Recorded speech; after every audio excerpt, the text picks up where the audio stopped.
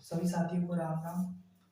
Hello दोस्तों, स्वागत है आप सभी का जीएस पाठशाला में। मैं मनीष स्वागत करता हूँ आप सभी का। ठीक है, तो आज से हम बायोलॉजी फाउंडेशन क्लास शुरू करने वाले हैं। ठीक है, बायोलॉजी के हम फाउंडेशन क्लास शुरू करेंगे और मतलब कह सकते हैं ना, जीरो लेवल से आपको पढ़ाया जाएगा। बिल्कुल जीरो लेवल से आपको इसमें पढ़ाया जाएगा, एंड तक मैं आपको पढ़ाऊंगा। ठीक है, तो शुरुआत करते हैं बायोलॉजी जीव विज्ञान की। ठीक है, बायोलॉजी की शुरुआत करते हैं आज से। ठीक है, बायोलॉजी बायोलॉजी हाँ, बायोलॉजी जीव विज्ञान, इसको हिंदी में कहते हैं जीव विज्ञान। इसको हिंदी में कहते हैं जीव विज्ञान। ठीक है, बायोलॉजी जीव विज्ञान। ठीक है, क्या जानते हो आप बायोलॉजी जीव विज्ञान के बारे में? देखो, है ना, तो बायोलॉजी जीव विज्ञान की जो खोज है, इसमें प्रश्न पूछा जाता है इसकी जो खोज है वो अरस्तु के द्वारा की गई। इसकी जो खोज है वो अरस्तु के द्वारा की गई। इससे पूछा जाता है एग्जाम में खोज, है ना, तो ये अरस्तु के द्वारा इसकी खोज की गई है। ठीक है, आपसे एक प्रश्न और पूछा जाता है, जीव विज्ञान जो शब्द है, जीव विज्ञान जो वर्ड है, ये किसके द्वारा दिया गया? जीव विज्ञान जो शब्द है वो अरस्तु के, सॉरी, जो लेमार्क व ट्रेविरेनस के द्वारा दिया गया जीव विज्ञान शब्द। ठीक है, तो जीव विज्ञान शब्द किसके द्वारा दिया गया? लेमार्क लेमार्क व ट्रेविरेनस के द्वारा। ट्रेविरेनस ट्रेविरेनस के द्वारा जीव विज्ञान शब्द को दिया गया। ठीक है, तो इसमें कंफ्यूजन नहीं होना है आपको। कंफ्यूजन वाली बात कि पूछता है एग्जाम में कि जीव विज्ञान या फिर बायोलॉजी की खोज किसके द्वारा की गई है, तो आप बताओगे अरस्तु के द्वारा की गई। फिर आपसे पूछता है बायोलॉजी शब्द किसने दिया या फिर जीव विज्ञान शब्द किसके द्वारा दिया गया, तो आप बताओगे लेमार्क व ट्रेविरेनस के द्वारा ये शब्द दिया गया। ठीक है, अब बायोलॉजी को दो शाखाओं में बांटा गया है ना? बायोलॉजी को दो शाखाओं में बांटा गया, बायोलॉजी को दो शाखाओं में बांटा गया है। ठीक है, तो एक शाखा यहाँ पर है जूलॉजी, एक शाखा यहाँ पर है जूलॉजी। बायोलॉजी को दो शाखाओं में बांटा गया, एक शाखा यहाँ पर जूलॉजी हो गई, तो दूसरी शाखा यहाँ पर क्या हो गई? बॉटनी हो गई, है ना। दूसरी शाखा हो गई, दूसरी ब्रांच हो गई बॉटनी, पहली ब्रांच हो गई जूलॉजी। ठीक है, जूलॉजी के जनक भी कौन है? जूलॉजी के जनक भी अरस्तु को माना जाता है। जूलॉजी के जनक भी कौन है? अरस्तु है। जूलॉजी के जनक भी अरस्तु है, जबकि बॉटनी के जनक कौन है? थियोफ्रास्टस है। बॉटनी के जनक है थियोफ्रास्टस। थियोफ्रास्टस थियोफ्रास्टस बॉटनी के जनक है थियोफ्रास्टस। ठीक है, जूलॉजी में हम देखो क्या करने वाले हैं, जूलॉजी में हम एनिमल की स्टडी करने वाले हैं, जानवरों का हम अध्ययन यहाँ पर करने वाले हैं। है ना?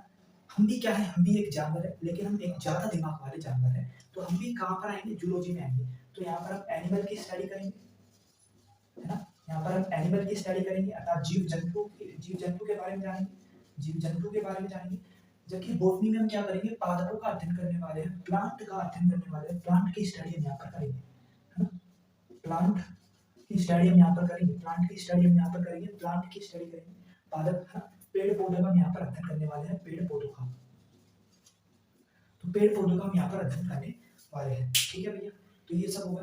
तो डायरेक्ट एग्जाम में यहाँ से प्रश्न पूछे जाते हैं। ठीक है, अब देखते हैं बॉटनी को तो हम क्या करेंगे, साइड में रखने वाले हैं अभी।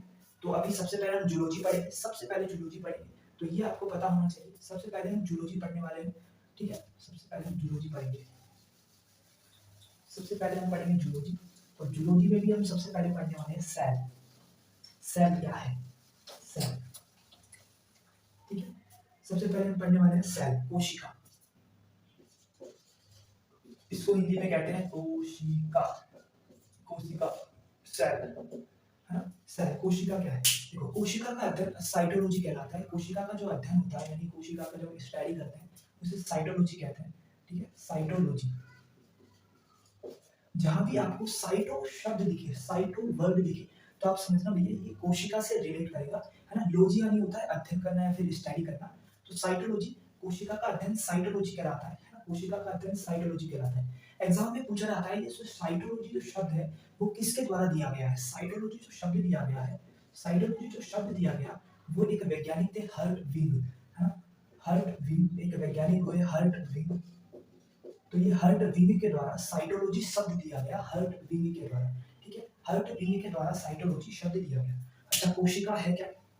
कोशिका डेफिनेशन देखें हम कोशिका की, तो कोशिका प्रत्येक जीवधारियों की संरचनात्मक और कार्यात्मक इकाई होती है ना। तो हम लिखे कोशिका प्रत्येक जीवधारियों की, कोशिका प्रत्येक जीवधारी की, कोशिका प्रत्येक जीवधारी की, प्रत्येक जीवधारी की संरचनात्मक और कार्यात्मक इकाई है, संरचनात्मक एवं कार्यात्मक इकाई होती है, एवं कार्यात्मक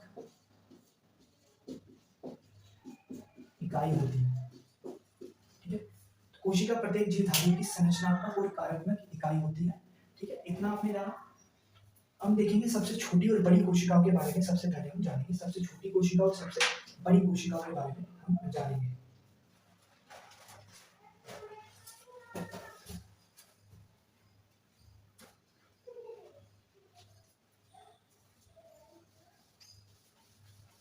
देखते हैं कोशिका की खोज कैसे हुई, कब हुई कोशिका की खोज, इसके बारे में देखते हैं। देखो, बात है 1665 की। एक वैज्ञानिक होते हैं रॉबर्ट हुक है। एक वैज्ञानिक होते हैं रॉबर्ट हुक। बात है क्या आपकी 1665 की बात है। तो ये 1665 की बात है। एक वैज्ञानिक हुए यहाँ पर रॉबर्ट हुक। रॉबर्ट हुक ने क्या किया है, एक कोर्क है। कोर्क क्या है कि लकड़ी का पतला सा टुकड़ा है कोर्क, जो शैंपेन जो दारू वगैरह की बोतल होती है उसके ऊपर जो लगा होता है वो लकड़ी का, उसको बोलते हैं अपन कोर्क। हाँ, तो इन्होंने क्या किया, कोर्क को प्रयोगशाला में लेके गए। इस जो प्रयोगशाला में कोर्क को लेके जाते हैं तो माइक्रोस्कोप से जब इसमें देखा जाता है, माइक्रोस्कोप से कोर्क में जब देखा गया तो कुछ इस प्रकार की संरचना वहां पर देखी गई। कुछ इस प्रकार की संरचना वहां पर देखी गई। हाँ, कुछ इस प्रकार की संरचना वहां पर देखी गई। ये कैसी संरचना है, मधुमक्खी के छत्ते के समान यहाँ पर संरचना देखी जा रही है। तो इसके बीच उन्होंने देखा ये खाली खाली जगह जो स्पेस है, इसको जो नाम दिया गया रॉबर्ट हुक ने, इसको सैला नाम दिया गया, सैला। ठीक है, इसको सैला नाम यहाँ पर दिया गया है, जो इस खाली स्पेस को। तो यहीं से क्या नाम हुआ, यहीं से सैल नाम पड़ गया। हाँ? तो मृत कोशिका की खोज पूछा जाता है एग्जाम में, मृत कोशिका की खोज किसके द्वारा की गई। मृत कोशिका की खोज रॉबर्ट हुक ने कर दी है। ये यहाँ पर मृत कोशिका की खोज हो गई है। तो आपसे पूछेगा मृत कोशिका की खोज किसके द्वारा हुई। मृत कोशिका की खोज किसके द्वारा की गई है, रॉबर्ट हुक। रॉबर्ट हुक ने मृत कोशिका की खोज कर दी है। लेकिन हमें क्या, हमें तो चाहिए जिंदा कोशिका। हाँ? हमें तो जिंदा कोशिका चाहिए ना, यहाँ तो मृत कोशिका की खोज हुई है।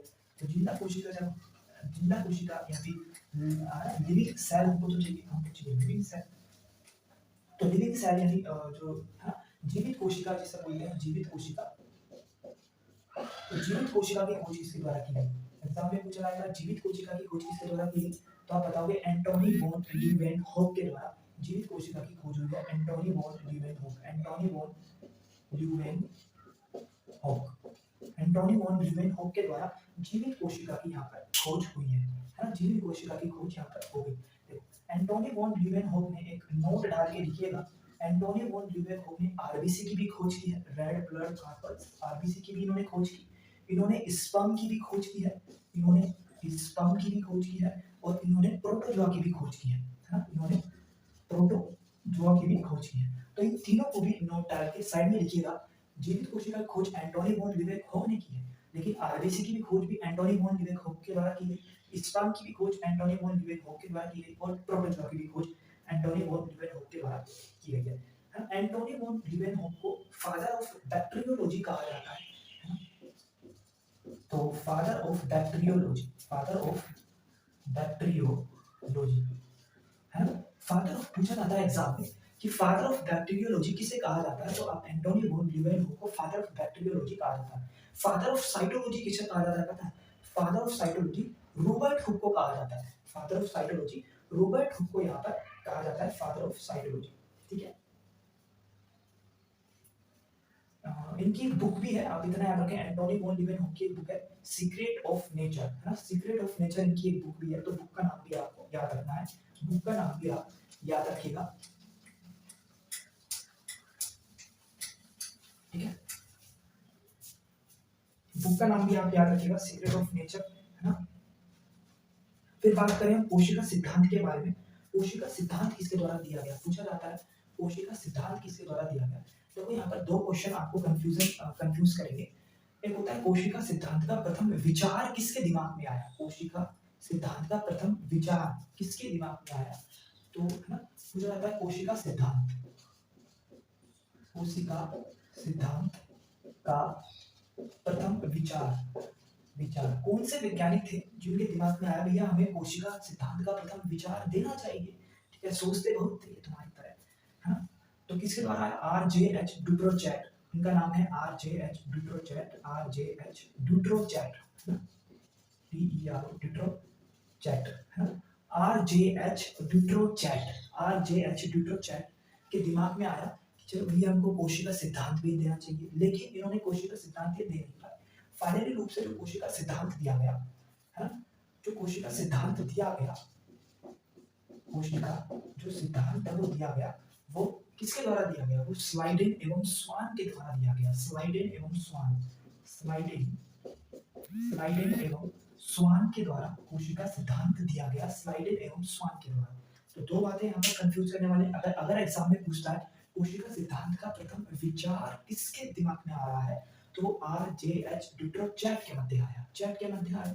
जबकि कोशिका सिद्धांत दे किसने दिया? स्लाइडेन एवं स्वान ने दे दिया कोशिका सिद्धांत, और कहा कि हमारा जो पूरा शरीर है वो कोशिकाओं से मिलकर बना है ना, इसलिए हमारे जो जीवन की जो संरचनात्मक और कार्यात्मक इकाई किसे कहा गया? कोशिका को कहा गया है। एक थ्योरी आप याद रखें, एक थ्योरी होती है ओमनी सेलुला ई सेलुला, ओमनी सेलुला ई सेलुला है ना, ओमनी सेलुला ई सेलुला, ओमनी सेलुला ई सेलुला है ना, ओमनी सेलुला ई सेलुला, ये थ्योरी है ओमनी सेलुला ई सेलुला। ये किसके द्वारा दी गई? तो आप ये ध्यान रखिए, ये ओमनी सेलुला ई सेलुला रुडोल्फ विर्चो के द्वारा ये थ्योरी दी गई है, रुडोल्फ विर्चो है ना। तो इसमें वैज्ञानिक का नाम क्या है? Rudolf, Rudolf Virchow, Rudolf Virchow, ठीक है। रुडोल्फ विर्चो के द्वारा ये थ्योरी दी गई है। तो आप इस थ्योरी को याद रखें, तो है इस थ्योरी को आप याद रखें। इन्होंने क्या बोला गया इस थ्योरी में? देखो क्या रुडोल्फ विर्चो ने क्या बोला कि जो हमारे शरीर में पहले से ही कोशिका मौजूद है ना, जो भी हमारे शरीर में पहले से ही कोशिका मौजूद है, इसी से ही नई कोशिकाओं का निर्माण होता है, जिसे कोशिका विभाजन कहते हैं। कोशिका विभाजन आगे आने वाले चैप्टर में हम पढ़ेंगे, है ना। इससे जब हम आगे बढ़ेंगे तो कोशिका विभाजन को हम जानेंगे, तो कोशिका विभाजन के द्वारा क्या होता है? नई सेल का निर्माण होता है ना, ठीक है भैया। अब कह सकते हैं हम फादर ऑफ मॉडर्न साइटोलॉजी के बारे में देखें। Father of modern cytology, father of modern cytology किसे कहा गया? Father of modern cytology, father of modern cytology कहा गया स्वानसन को। फादर ऑफ मॉडर्न साइटोलॉजी कहा गया है स्वानसन, father of modern cytology, father of modern cytology कौन है? फादर ऑफ मॉडर्न साइटोलॉजी स्वानसन, है ना, स्वानसन। आप बताओगे फादर ऑफ मॉडर्न साइटोलॉजी कौन है? स्वानसन होता है। Father of Indian cytology exam में पूछा जाएगा, फादर ऑफ इंडियन साइटोलॉजी कौन है ना, father of Indian cytology, father of Indian